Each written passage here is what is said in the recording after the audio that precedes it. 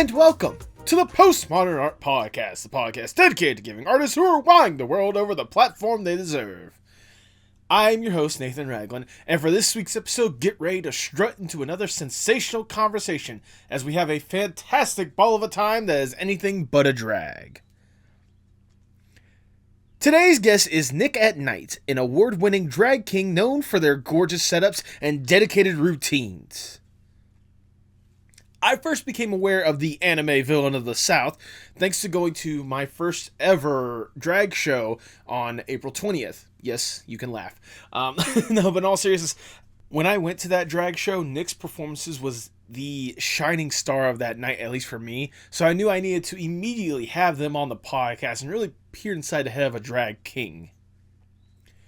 If you enjoy Nik, make sure you support them with the links in the description below. If you enjoyed the podcast, make sure you like, share, subscribe, or follow whatever audio streaming platform you prefer. Leave 5 stars wherever you can. You know I see that stuff, and you know it genuinely warms my heart. If you want to go a little further with that support, may I recommend checking out the amazing merch shop at fourthwall.com. Link to that in the description below. We have some amazing streetwear in there that you would look fantastic in today, including the LGBTQ plus Pride merch that we have in there, to where all the proceeds that I would make from it will go to charities such as Trans Lifeline and Lambda Literary.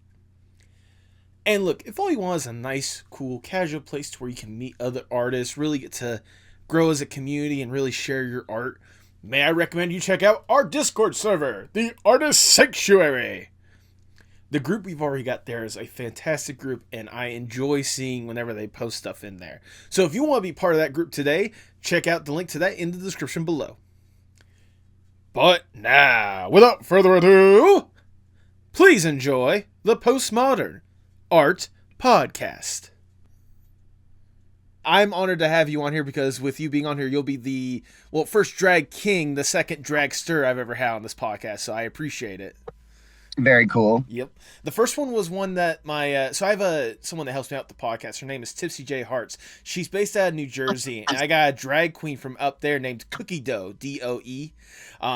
Very fantastic drag queen. Like, really, I did not know what to expect going into the conversation, but it was an awesome conversation. So I know that's gonna be a fun one with this one, especially with the way you've been able to present yourself and stuff. Like, I'm really excited to talk about this stuff. Just to be 100% sure, pronouns they them, correct?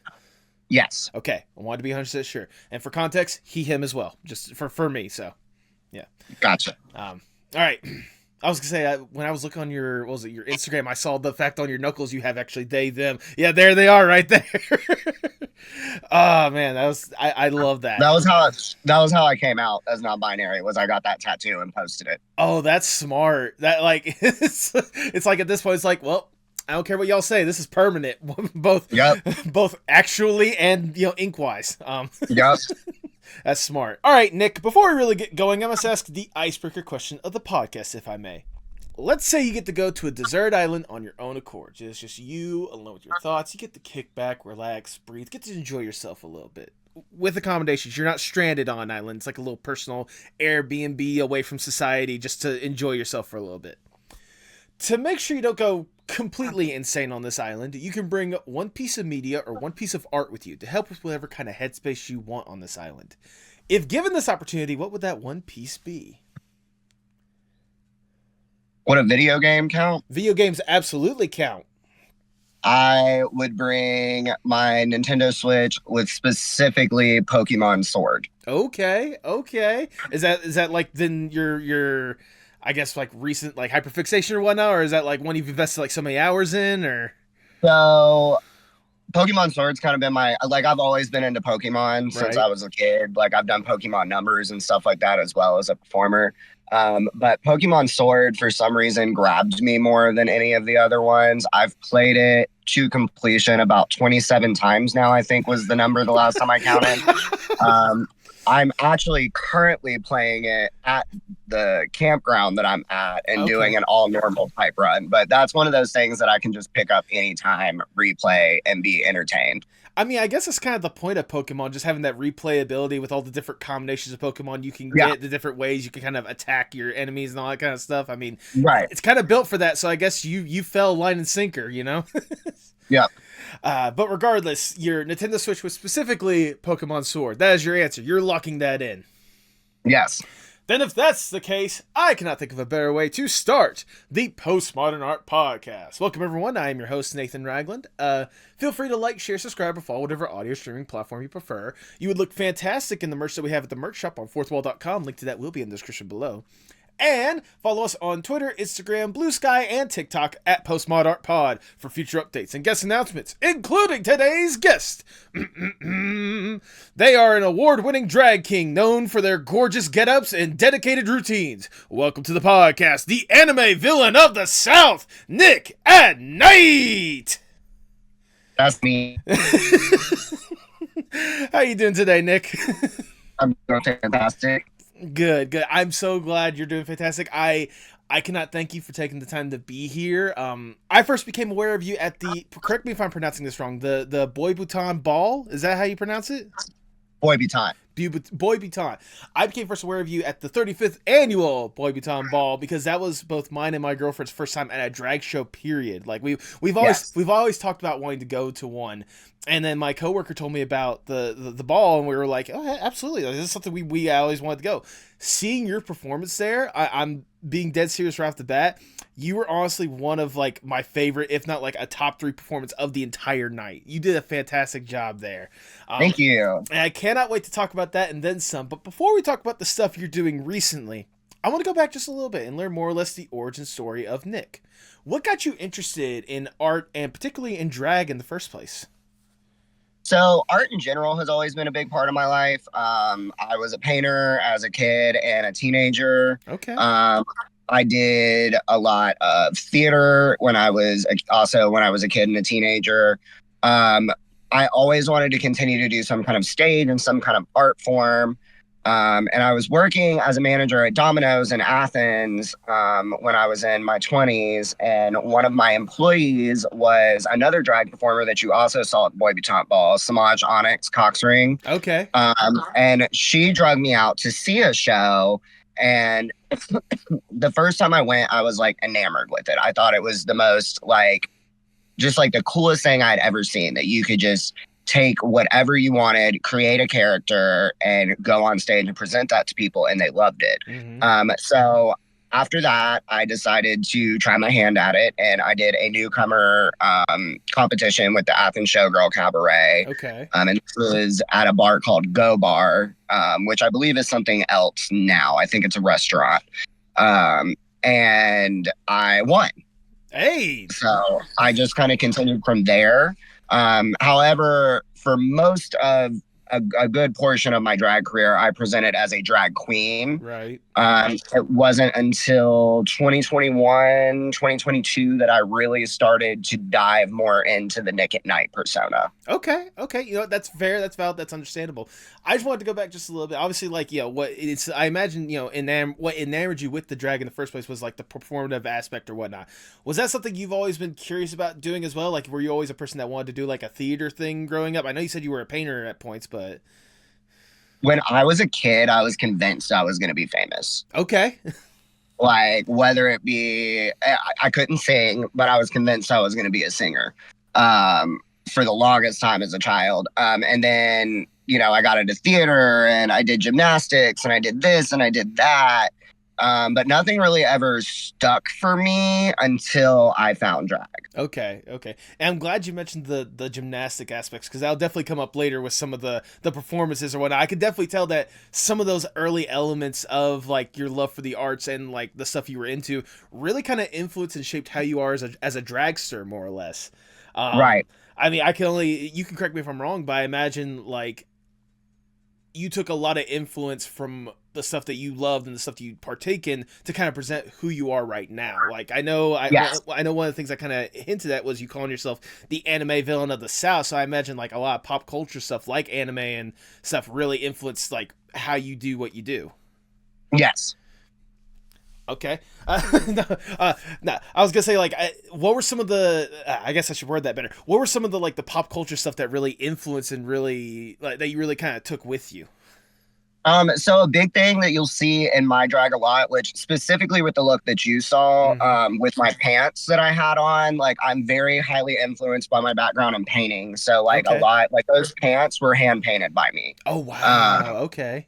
So a lot of my costumes take on a lot of abstract art. I do a lot of splattering. I do a lot of tie dye. I do a lot of like tick painting. I don't remember what the exact word for that is, but like little tick marks with color to create different flows and designs on my outfits. So that, that comes from my aspect of painting. And then with my dancing, that comes from a lot of like watching other gymnasts and learning different flips and different stuff that like crowds really like responded to really well.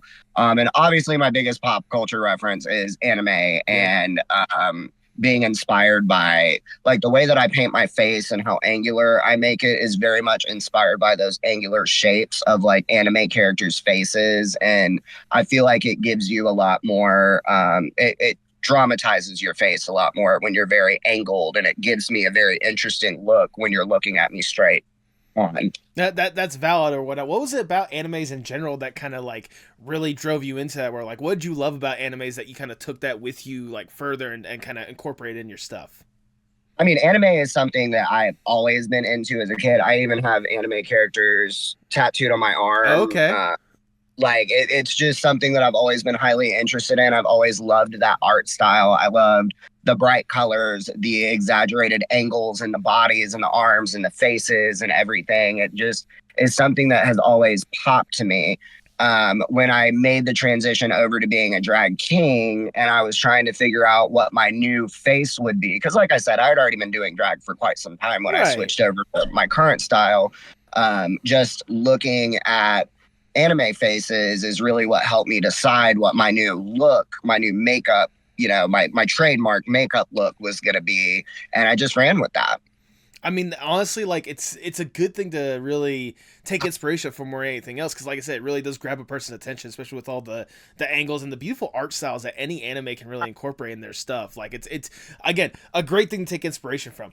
When did this, like general love for drag and really like wanted to get words come back to me. Words are wonderful. No, when did this kind of more or less like intrigue about drag and curiosity about it turn into something that you became truly passionate about and wanted to go full force into? Was it whenever you actually stepped into it and actually won that first show, or was there like a certain moment where it's like, I want to be here? For a long time, it was just a hobby. Okay. It was just something I did on the side. And when I first started, I came up in Athens. There was not really a scene for alternative performers at the time, or people that did stuff like I did, or to name a couple of people who helped me found what I did, like Cola Fizz or Carmela. When we first came up in the Athens scene, there was not a huge space for people like us and what we were doing. So the moment that I really became passionate about it was about a year and a half into doing drag. I had an opportunity to start my own show with a restaurant that I was working with at the time. Oh, wow. And that was I just ran from there. I started running that show. It still runs now very successfully, though I'm not a part of it anymore. But, just being able to create a space for all of us to be in and not have to beg for, a one number tip spot at a show was really where I started to get passionate about it. And later on, I ended up moving to Atlanta to pursue doing it full time, which I did for a little while. And now it's gone more back into, it's my art. It's, the same as a painter. You work your job, you do your stuff, and then you come home and you paint. That's what drag has become to me now. Nik At Nite is like my never-ending artwork, my never-ending masterpiece, my never-ending project. I mean, trust me, I can personally relate to that as someone that works a job as a forklift operator and then comes home and does like this podcast stuff. Like I totally get where you're coming from when it comes to that. I mean, especially with how you've been able to present yourself, like I can tell you're really working hard at your craft. Like the way you've been able to do some incredible stuff, and especially in Georgia of all places, like more than anything else. Like, you can correct me if I'm wrong. I'm not as well versed when it comes to the drag scene in general, but even then, like drag in the South is still very much like a taboo topic. So, like, you know, the fact that you're able to present it in Georgia or whatnot, it must be both like, I imagine it has to be kind of relieving in a way, the fact that you're able to find a place around here to be able to show off like that. Yeah, for sure, for sure. I grew up in a very small town in Georgia, called Winder, I know and Winder. yeah, and I came out at 13 living in Winder, and there is no outlet for queer people really in Winder or anything. So when I moved to a place like Athens and then later Atlanta, and even where I live now, I live in Columbia, South Carolina now, and although it's not as accepting of being queer there as I would like, because in my opinion, Athens and Atlanta are very just like rare bubbles thrown in the South where you can be queer and you can be unapologetic about it and there's no issue. But even where I live now, it's still like I go to the bar, I get ready at the bar, and I get out of drag before I leave the bar because I don't want to walk down the street like that. Right. No, I mean, I get, especially what you're talking about with kind of having those like bubbles or whatnot. My girlfriend is someone she's a trans woman, someone that recently started her transition a little over a year ago at this point. But like every time we go to 40 Watt in particular in Athens, that is like her most comfortable spot. Like she feels like that is like the safest place to be in all of the world more than anything else. Yeah. I mean, especially with what you guys are doing, you know, at these drag shows, like having like fun more than anything else. Like it seems like it's a lot of fun for you to do it, but I also imagine it's a lot of work for you, especially with how elaborate some of your stuff can be. Like, how much work does it take to get into drag for you? So makeup alone can take me anywhere from an hour and a half to 3 hours. Goodness. Depending on the look that I'm doing. The particular look that you saw at Boy Ball, that was about 2 hours to do. And then I mean, even like down to my costuming, like the wings that I made I didn't make them. Shout out to Griffin Novak, who is local to Athens and makes a lot of my stuff. Those wings took him about 2 to 3 weeks, maybe a month to create. And then, you know, there's also the time that I spend extra. I made my mix. I recorded my own intro with my own voice at the beginning of it. I hand did all the feathers on that vest and all the stones on the collar. So, you know, it's one look, if I'm trying to do something very dramatic, can take several weeks to put together. I mean, that's the one thing that I definitely notice about drag more than anything else. Like the dedication that people have to it one way or another. Like the hours it takes to put on the makeup alone is more patience than I ever have. And I'm a very patient person, okay? Like, yeah. Like, especially trying to go for a certain look to stun a crowd for, you know, a few minutes at a time, but I imagine more than anything else, like to get that kind of release, that kind of like satisfaction that, hey, I got to do this incredible piece and really live out like my vision. Like that's gotta be the thing that like pays off more than anything else. Yeah, that's what makes it all worth it at the end. I mean, when I'm creating those looks, I'm like, God, I would rather be doing literally anything else in the world right now than sitting here tediously placing each of these stones exactly where I want it, or, you know, all the other stuff that goes into creating the look. But then when, you know, with Boy Ball especially, that was a look that I really like. That came from the heart. That was a look that meant a lot to me that I had in my mind for weeks and weeks and weeks. And to finally see pictures of it and videos of it afterwards, and it came out exactly how I wanted. There is literally a man just peeing right in front of me right now.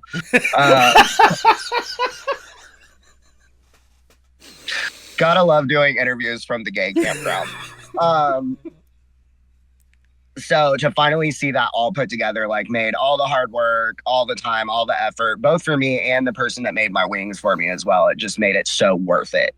Absolutely. I was gonna say, it's like seeing it live is one thing, but especially looking back and seeing like the videos and especially the photos. There's that one photo of like, I think it was like you with the wings sewn on, like reaching out for I think like dollars and like, yes, that shot alone was like worth $1 million right there. Like that was a stunning shot.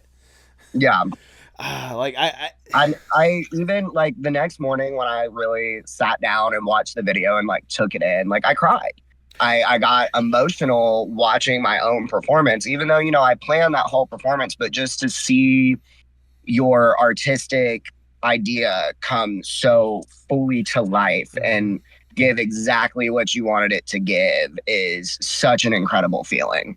I mean, I can only, sorry, I can only imagine. I mean, I imagine any artist kind of feels that kind of thing with like something that they spend a lot of time on, a lot of prep going into to finally see that final product. But especially for you with that live performance aspect and like especially like the crowd reaction, like immediately seeing it like that. Again, I can understand where you're more or less coming from. I mean, especially with that, again, that look in general, and a lot of the looks that you tend to have in general, like I can tell there's a lot of love and dedication into it. Although I have to ask out of curiosity because before your performance, the people that were hosting mentioned something about you the first time you did the boy ball or whatnot, coming out in a Robin outfit or something along the lines of that. How true is that story? Okay, so it wasn't the boy ball. It was not my first time doing boy ball. It was my first time that I showed up to a drag show, and it was like Halloween or something like that. And I still do the costume as a drag performance now, but I showed up. Robin is my favorite superhero slash why did I just blank on this? Nightwing. Robin and Nightwing are like my favorite superheroes. So my first time going to a drag show was Halloween, and I came in this little tiny Robin outfit, and we're talking the old school original one with the little tiny green skivvies on them. And they just like ate it up, just ate it up. And so I've like continued to use that as a drag look as well, and a performance. But yeah, they'll never ever, I'm going on almost 10 years of doing drag now since I first showed up at that first show, and they are never going to let me live that down ever. I mean, they tell that story all the time. I mean, to be fair, it's a look, it's a choice more than anything else. But I mean, the fact that they left out the part about the Halloween thing, I think that they're doing that intentionally more than anything else. Like, yeah, I get it, but I'm also curious, like, what is it about Robin and Nightwing? Like, what is it about him as a superhero that, like, both you love and appreciate to make it your favorite and also, like, try to capture in, like, the drag performance when you are playing as them? It's going to be so goofy. Okay. But Robin is what made me realize I was gay. Okay, elaborate. So when I went and saw Batman, I want to say it was Batman Forever. Okay. It was whichever one they had the nipple suits in. Batman and Robin, that was the one. We all know the nipple suits. So after we saw the movie, my mom asked me what I thought about it. And my only critique of the movie was, I thought Robin was really cute. And I've just always been obsessed since then. And Nightwing in particular, I gravitate towards because I like the whole tragic story of the orphan who becomes a sidekick and then gets out of the shadow of that superhero and becomes an amazing superhero in his own right. I really I love that, and it really has it reminds me a lot of my own like journey through life and like drag and other things, is going from being someone that I wasn't taken very seriously when I started doing drag to somebody that I perform all over the Southeast now. Yeah, absolutely. I mean, that I was gonna say that honestly makes a lot of sense when you actually consider, obviously, like you were saying, kind of the rise from like the the orphan or whatnot to being a truly loved and respected superhero of their own right. I mean, especially kind of connecting it to your own journey. It's really amazing, especially with, again, some of the performances you've been able to do. And like I said in the intro, the fact that you've been able to actually win like some drag competitions as well. I know the most recent one that you won that I wanted to talk about a little bit was Dragenstein 2023, 2024. 2024. Yes. I was going to say, like, I've never even heard of this competition. So what exactly is Dragenstein, and how did you put forth a good effort to earn that win more than anything else? Dragenstein is a brand new competition, so I'm the first winner of it ever. So it is a horror themed competition in Augusta, Georgia. And honestly, the person that was the director met me in a show and saw my drag and was like, I heard you're moving here, and I know you're kind of wanting to try to get your name out. I have this competition. Would you be interested? Okay. And I love alternative drag. I love creating different characters and creatures and stuff like that and associating with my drag. And so I did it. I did pretty well for the most part. I was not 100% expecting to win the night that I did. I felt very on par with my competitor. Like, I felt like we were very even throughout the whole competition and even that night. So it was like very exciting. But that I had won drag competitions before, but that was the first time I had ever gotten like a crown and a sash and a title. Okay. So it was a lot of fun, and I recently was in another competition in Augusta as well called Alexia's Drag Race. However, my first night, I dislocated my thumb doing a cartwheel. Ooh, Finished my number with my thumb dangling and walked off stage and popped it back in. You know what? I admire the dedication, but goddamn, that hurts. Sounds like it hurts. But I was smart and decided that because it was an 8-week competition and that was week 1, that I probably should not continue on. Probably smart, yeah. I know the thumb is only usable for so much, but still. That being said, like I did want to take like a step back and ask about something real quickly, because one of the things you mentioned is that you love alternate drag. Now, I didn't even I'm still getting familiar with the drag world in general, but I didn't realize there was an alternative drag. How would you describe alternate drag? So most of your like mainstream drag is very like pretty, very sparkly, very, you're trying to look like a woman, you're trying to look like a man. That is your goal. What you see on RuPaul's Drag Race, what you see on national pageant levels. The stuff that is more mainstream in drag is what you've heard of outside of going to drag shows, is going to be very pretty and very polished and very put together. Right. Alternative drag has like a lot less rules. It's a lot more punk. There's going to be a lot more artistry to it. Not to say that like pretty drag, there is an artistry to it, because there is, but your end goal, like alternative drag can be ugly sometimes. It can be wild. It can be crazy. There's no set rules. It can be bloody. It can be monstrous. It can be garbage. It's everything that goes outside of the norm of what drag is expected to be. So basically, like, you can correct me if I'm wrong, but like regular drag, obviously you're trying to be like a drag king or a drag queen. You're trying to look like the hype. With alternative drag, you're trying to be more or less a drag creature in a way. Yeah. And I was gonna say, I could definitely tell that with some of the opportunities you've been able to do with alternative drag. I know I saw the performance you had with Dragenstein, as well as one that you did for recently for Halloween, doing like a weird alternative like Steamboat Willie kind of thing, which I thought was really cool. Like, I have to ask, what was the inspiration for the Steamboat Willie one? Because that just seems kind of obscure more than anything else. It really was just an obscure thought that came in my head one day, if I'm being really honest with you. I don't know why it was. I was just listening to that song, which was Come Sail Away. And it was just like, what would be cool if I did this as Steamboat Willie? Okay. And then I had a Halloween show coming up. So that's how often a lot of times, like, I'll have ideas that are just on the back burner in my head. Mm-hmm. And then when a show comes up that works for that is when I pull it out. Okay. So a Halloween show was coming up and I was like, okay, I can work with this, but how do I make it scary? And that's how that look was born. I made it like the most uncomfortable looking Mickey Mouse you've ever seen in your life.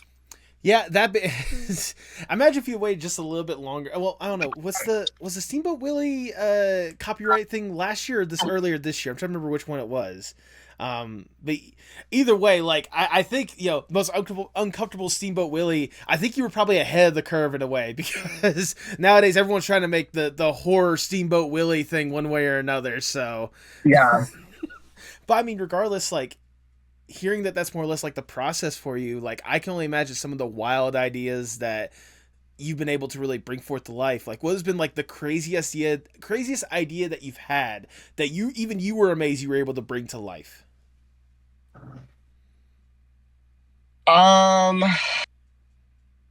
If you go back in my Instagram a little bit, and I unfortunately don't have this costume anymore, okay, but I had heard a song called Bottom of the Deep Blue Sea by a band called Missio, and I had this idea to make this sea creature. I reached out to another drag king who's very well known, named Spiky Van Dyke, and he does airbrushing. Okay. So I had him make me a full bodysuit that was like an airbrush sea creature, and painted my face to match that whole thing. And it really like came out so much better than anything I ever expected. And I loved it so much. I wish I would not have damaged that costume so I could still keep pulling it out. But, and it was also inspired by the Fishman pirates of One Piece, which is another anime villain reference. But it was like, to this day, in my opinion, absolutely one of the coolest looks I've ever done. I can only imagine. Like especially hearing like just how unique of an idea of having like that sea monster and really like bringing that forth to life or anything else. Like I know I made the joke with Cookie Dough when I had her on the podcast, but like the way you're kind of describing the way you're putting forth like outfits stuff like that, this would work in like a professional wrestling setting as well. Like I imagine if you took the opportunity to like with how crazy of the ideas that you could have, you could be like one of the most vibrant pro wrestlers out there if you really wanted to. Right. Unfortunately, I'm too old and my knees hurt too much for that. Yeah, understandable, valid, understandable. I mean, you say that I will say you say like your knees hurt or whatnot. You say that, but the athleticism that you put in some of your drag performances like really amazes me more than anything else. Like, how important is it for you not only to have like the look aspect of the drag, but like the performative aspect that you have? Like, how important is it for you to make sure that you lip sync the songs right, that you add that little bit of flair when you do like cartwheels on the stage or whatnot? Like, how important is that for you? I mean, I feel like my numbers aren't complete unless there's some kind of woe factor to them. As drag performers, like I feel like lip syncing is what we're supposed to do. Right. Like that's the main part. So like it's very important to me to like always be spot on with my words. I want you to think that I actually am singing it myself. It's a very important part of my drag is to the way I perform and how physical I am. I don't really feel like it has my specific touch to it if I'm not doing all that. I mean, I can absolutely understand. I mean, like you said before, I imagine the years of gymnastics or whatnot really helps make sure you can get that performance done well. I mean, unless I dislocate my thumb while I'm doing it. I mean, injuries happen in gymnastics as well. I know you said that like the sea monster was more or less like the coolest look that you have. Would you agree that that is like your best look and performance, or is there like another one that you hold near and dear that's like this is the best performance I've ever done, from the look to the performance aspect to the reaction and everything? My first solo appearance in Boy Become Ball Okay. is, in my opinion, my best done, best thought out number. And that theme that year was James Bond. Okay. I was still a drag queen at the time. I went under the name Tonight and Day. Ooh, that's a good one. And I did Die Another Day by Madonna. And just, I can't even really specifically put my finger on why the number was so perfect, but like the choreography was great. I looked great. The look was relevant. It went with the song, it went with the theme. And I just like the crowd went crazy over it for whatever reason.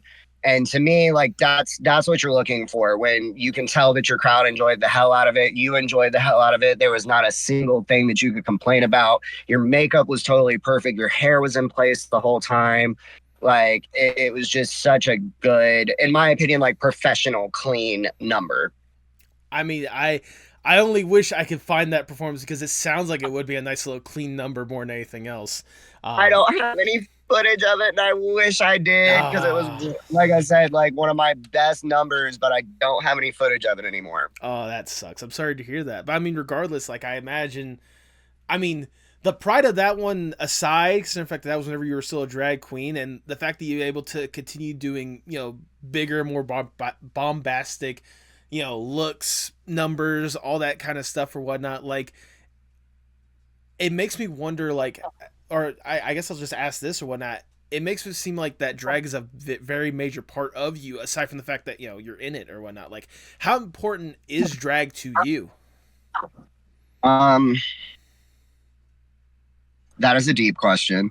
I've cried a lot about drag, if I'm being honest with you, because it's the one thing in the world that I feel good at. Okay. And that's not to like put myself down or anything like that. But like, in my real life, I'm a bartender and I manage a bar, and that's cool. But like anybody can do that. Or like, I don't have any kind of degree. I'm not doing anything super fantastic otherwise outside of drag. So it has over time evolved to be such a big part of my identity and what makes me different and what makes me special and what makes me me. That it's very important to me. I mean, even when I had to pull out of this competition because of my thumb, I cried like all night, and it wasn't because I was in pain, which I'm sure everybody thought.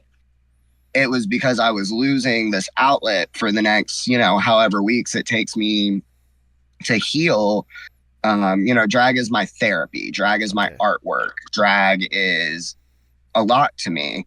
And to take that a step further, the transition from my old character to Nik At Nite was 3 years ago. I got sober from cocaine. Okay. And I had planned to quit drag altogether because that was what led me down that road of partying and drug usage. And in my grief and my depression of getting sober, I started to paint these really interesting, colorful, but sad makeup looks. And Nik At Nite kind of evolved from those looks. So for the longest time, I called Nik At Nite the personification of my addiction demon. Okay. But it's definitely something that has healed me at times. It's something that has harmed me at times. It's something that's given me great joy and great payoff. And it's also something that has put me into deep periods of depression. It really is central to who I am, what I am, and where I am. Basically, at the end of the day, drag is you. It's not so much. Yeah. From what I can tell, especially like the story about the addiction and whatnot, which I didn't even realize going into this. Like I'm glad that you're better from. I'm glad you're sober from it more than anything else. I'm glad you're able to still separate that from the thing that you love, the thing that is a part of you, and continue doing incredible stuff. Especially as this persona of Nik At Nite. Like it sounds both heartbreaking but also very heartwarming in a way, you know? Yeah. I'm like wow, I'm sorry. I'm getting a little emotional just hearing that. Goodness. Are you okay? Are you good now? Yeah. Good. That's actually what this number on my arm is right here. July 11th was the day that I got sober from drugs. Okay. You know what? That's incredible to hear, and yeah, wow. I'll say, hell, at this point, by the time this episode comes out, we're about at least like a couple months. Well, we're a couple months away from when you did get sober. So I'm glad to hear that you're still going strong with that sobriety more than anything else. And hearing that, obviously, that like drag is a major part of you more than anything else. Drag is you is really outstanding, because you said before that like you've tried your hand in all sorts of different kinds of art and or other ways to express yourself, and from what you're telling me, you can correct me if I'm wrong, but drag has been both the best way to express yourself and also express just how you've been feeling in whatever situation. Yeah, very much so. I was gonna say, like, I'm finding the horrible way to like word this or whatnot, but no, I was gonna say, like, I can only imagine, like, especially hearing how important drag is for you, it makes me further, want to emphasize that, like, how important drag could be in general. Like, if this is what it could do for you, I can only imagine, like, for the other people that you're performing with or whatnot, how key and vital it is. Which is why, whenever you hear the people out there being like, "Oh, drag is this horrible thing and it's harming the youth and blah blah blah blah blah," like, that's major bullshit at the end of the day. Like, you can attest, I'll say you can attest to this as well, but like, drag is a great outlet for people to just have fun. Absolutely.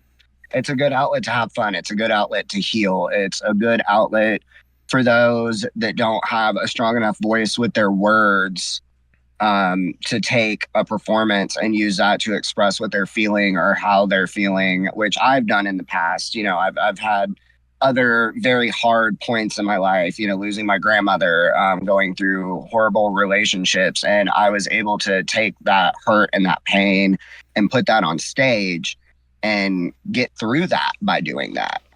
If I would have had, and I cannot say this enough to the world, like, if I would have had drag as a teenager, as a child, even exposure to it or being able to play around in it would have made all the difference in a lot of the stuff that I struggled through. Because, I mentioned earlier in this talk that I came out very early. I came out at 13 years old in Winder, Georgia. And for anybody listening who doesn't have a concept of that, it is a tiny, tiny, conservative, redneck little town in Georgia. Mm-hmm. And I was out and proud, and everybody knew it at 13 years old. And I wish I would have had some kind of outlet to like deal with those emotions and deal with the bullying and deal with the hate that I got on a daily basis as a 13-year-old child.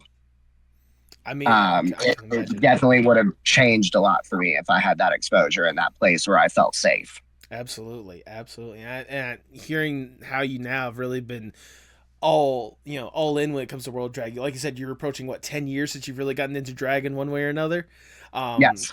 the fact that you've already dedicated so much to it and have done some incredible stuff within those 10 years, it makes me curious. Like, what do you hope to do as you continue to go down the road of drag? Like, what do you hope to accomplish with it? Honestly, I've reached a point with my drag where I don't really I I hate to say it this way, and it's kind Mm-hmm. of hard to say it this way, but like I don't really care about what I accomplish with it, if that makes sense. Okay. It's become, like I said, at this point, such a strong part of who I am, and has helped me so much, and it's been such a good form of therapy for me that I do drag at this point for me. Okay. Um, at one point in time, I was more concerned with being famous and being on TV and doing what was popular and doing what everybody else wanted to see me do. But now it's something that's so self-serving to me to continue to do drag that I just hope going forward that I continue to have a space to do it. Um, I am facing some new difficulties since the thumb injury happened because I'm realizing, I'm 33 years old now, and a lot of the tricks and stuff that I'm doing, I'm just not going to be able to keep doing as I continue to get older. So now the question has more become not what do I want to accomplish with my drag, but what is my drag going to evolve into now? What is my artwork going to turn into now? What's the next step? Because you can't stay popular with any form of art, performance, painting, music, otherwise, if you're not constantly evolving. Right. So my goals and what I'm looking more forward to is evolving my artwork and evolving my performance and evolving my drag. And if that accomplishes something along the way, that's great. But I feel like people lose themselves in the what are you going to accomplish? They Right. lose themselves in trying to be liked. They lose themselves in trying to be famous. And I don't ever want my artwork to lose its meaning and its importance to me for the sake of trying to accomplish something, if that makes sense. Yeah, at this point in your drag career, it's less about what you hope to accomplish and just more of how are you going to be able to express yourself going forward, especially with the new challenges or whatnot. Yeah. I mean, I totally get where you're coming from. Like, I mean, you've already won several competitions as is, and like, it's cool to have those accomplishments more than anything else. But like, at the end of the day, it's not always about whatever championship or whatever drag show you win or whatnot. Is being able to put a good ass performance out there that expresses how you are feeling, and for everyone to have a good ass time along the way. Right. Glad we could word that up. Goodness, I mean, like, that's incredible to hear regardless, and like I'm honestly excited to see like the next opportunity I get to see you do some drag and to see what kind of ideas you could be pulling from the back of your head to really bring forth. Is there any that you want to tease potentially, like something that you really like? What is one look or one Oh yeah, what is one look that you've been itching to have an opportunity to really bring to reality that you find it so hard to really bring forth, but you want to do it so badly?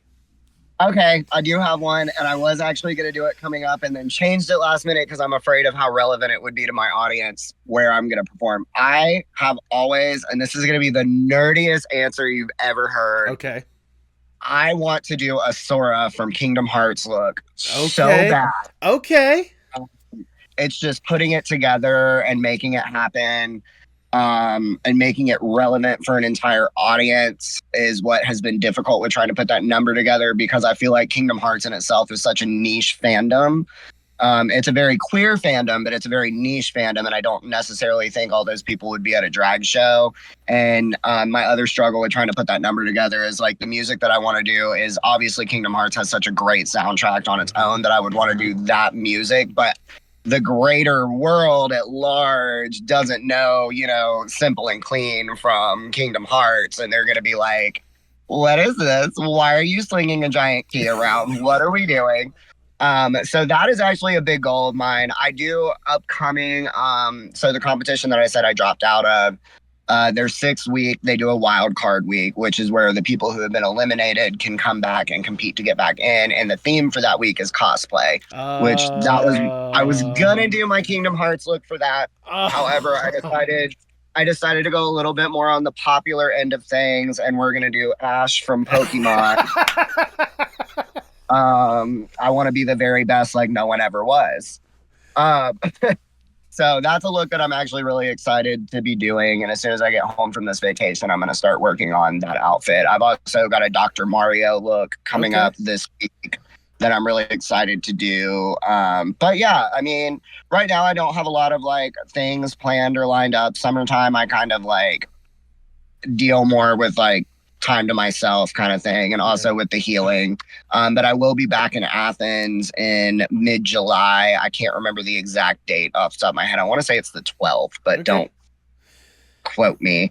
But yeah, I'll be back in Athens with the Athens Showgirls at Hendershot on some date that I can't remember in July. If nothing else, I'll try to see if I can look it up, and I'll put it like on the screen right here or what. I got you covered in that aspect. I'll definitely have to mark down the calendar and see if me and Christine can make our way over and check out that performance, because I can tell it's going to be a lot of fun. Yeah, I would love to see you guys again in person for sure. Absolutely. I mean, you know, Nick, we've been talking a lot about like obviously the art you've been able to perform and like the drag you've been able to do and all sorts of incredible aspects. But for this next question, if I may, well, actually, before I jump to that question, I want to ask this one. Like, obviously, we talked a lot about like all the arts, and even then, like the journey you've already been on, like, you know, through the depths of depression, the highs of sobriety, and everything in between or whatnot. Like, are you amazed more or less with the art journey you've been able to go on? The fact that you've been able to make it this far.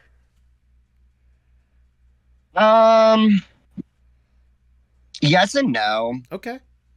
I'm even without the drag, I'm a very self-motivated person. I have never been somebody that has felt like I'm just going to give up kind of thing. So I've never really been surprised by myself accomplishing things and getting to the point that I have. It's been incredible to hear about the journey you've been able to go along so far. But for this next question, if I may, I want to go a little bit above and beyond and give you more or less the dream scenario, if I may. Let's say I am Big Shot Mr. Moneybags. I come up to him like, look, Nick, we know you can do some fantastic stuff. We've seen the videos. We've seen the pictures. We've seen the outfits. We've seen the Robin fit. But regardless, like, we know you can do some incredible stuff.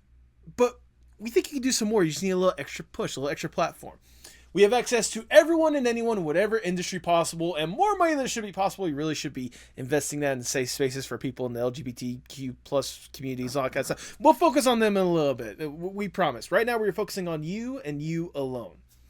If given this opportunity, what would be the dream Nik At Nite project? If I had endless money and endless resources, I would audition for Dragula, which is an alternative drag TV competition. Okay. I don't think I've even heard of Dragula before, but it sounds cool right off the bat. You would probably enjoy it. There's 5 seasons. It's on AMC. Check it out. Duly noted. Writing that down. Here's pen and hand. Very similar to Drag Race, but for drag monsters. Okay. The drag creatures like I talked about earlier. Okay. Yes. Do you have a particular, if you were to appear on Dragula, do you have a particular fit in mind that you think would like steal the show? Well, so with those kind of TV competitions, they do about 8 themes throughout the whole show. So you've got to put together several different looks. So no, not one comes particularly off the bat for me. I do like doing a lot of like clown looks, which you might have noticed about some of the way that I look. So I would probably like want to dive into some of that. I would want to revisit my sea creature again. I mean, there's tons of stuff that I would love to do on that kind of platform. I was gonna say, I think Mac, he showed us me and Christine, one of your clown get-ups or whatnot, which looked absolutely fantastic. It was almost like a mime in a way, if I remember correctly. Yeah. Like absolutely fantastic the way you kind of put forth and do that. So like, yeah, I could see you rocking it. I could see you definitely doing that and then some. Yeah. But sadly, we gotta get down from the dream scenario. We gotta get back to reality, and I'll ask the ever so generic question. Where do you hope to see yourself in, say, 5 to 10 years from now?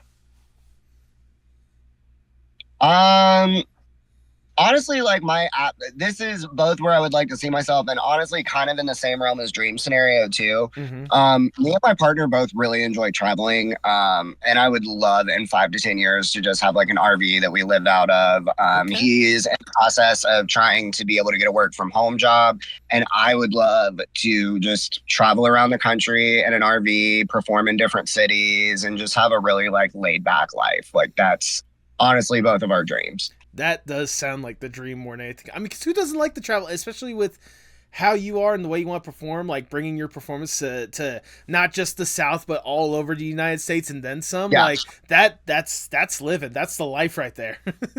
Yeah. I will also ask this: is there a dream city that you'd like to perform? Like I imagine the drag. Just anywhere there's drag, have drag will travel or whatnot. I mean, dream city, probably LA. Okay, valid. To perform, not to live. Of course. Trust me. We all hear the story of how it is to live out in LA. Good Lord. Yeah. But as we start to wind down the interview, I just have one last question I want to ask you, Nick. Obviously, you're deeply entrenched in art and drag. I mean, like we said, drag is you at this point. How important is art, not just for you, but for the world as a whole?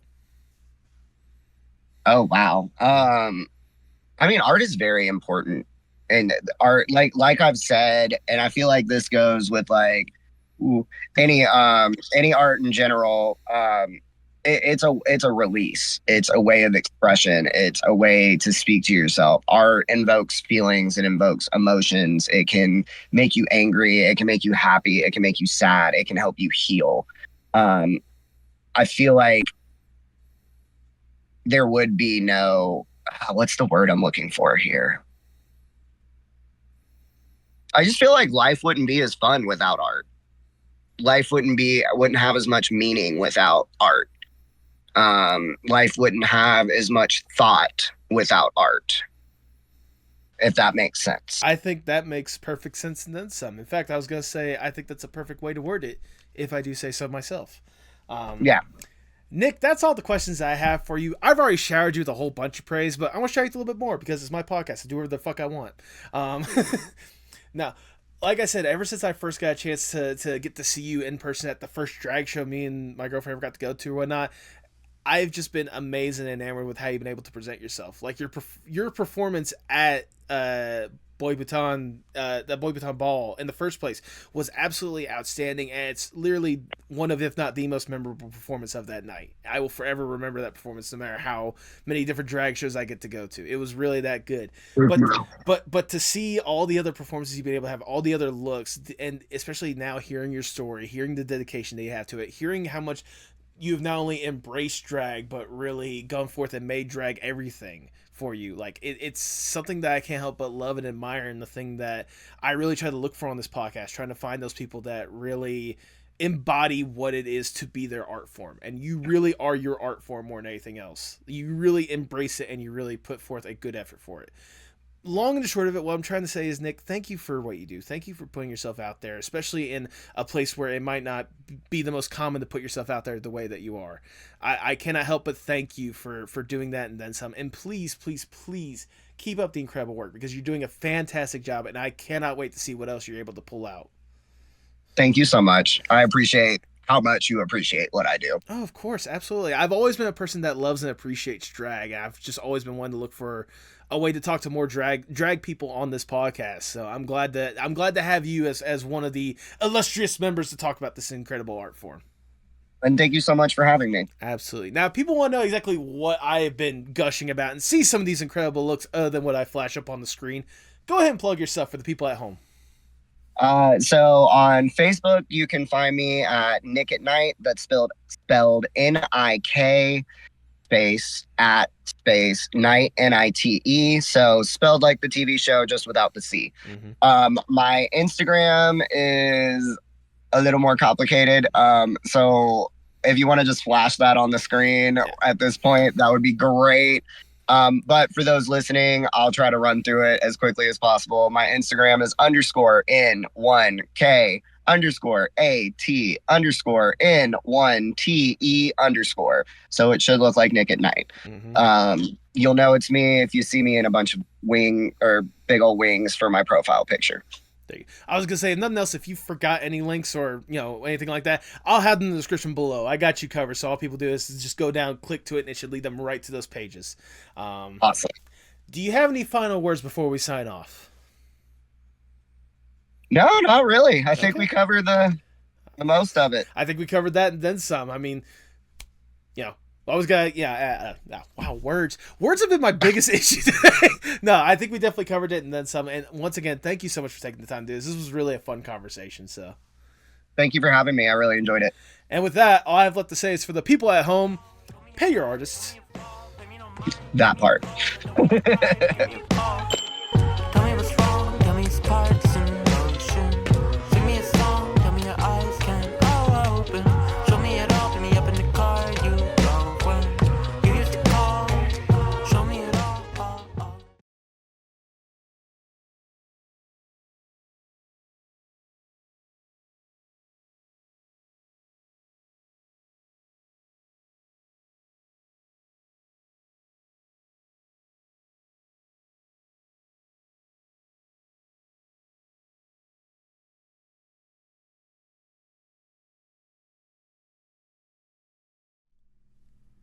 Thank you so much for sticking around to the end. If this is your first time listening, I greatly do appreciate it.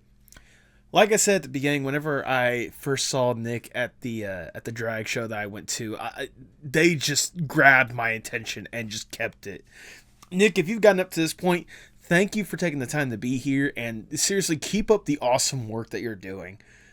Not just doing incredible drag, but really being a good representation of the community.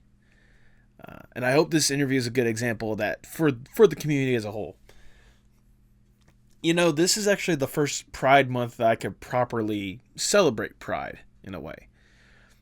For those who don't know, it was at the tail end of June last year that I came out as pansexual.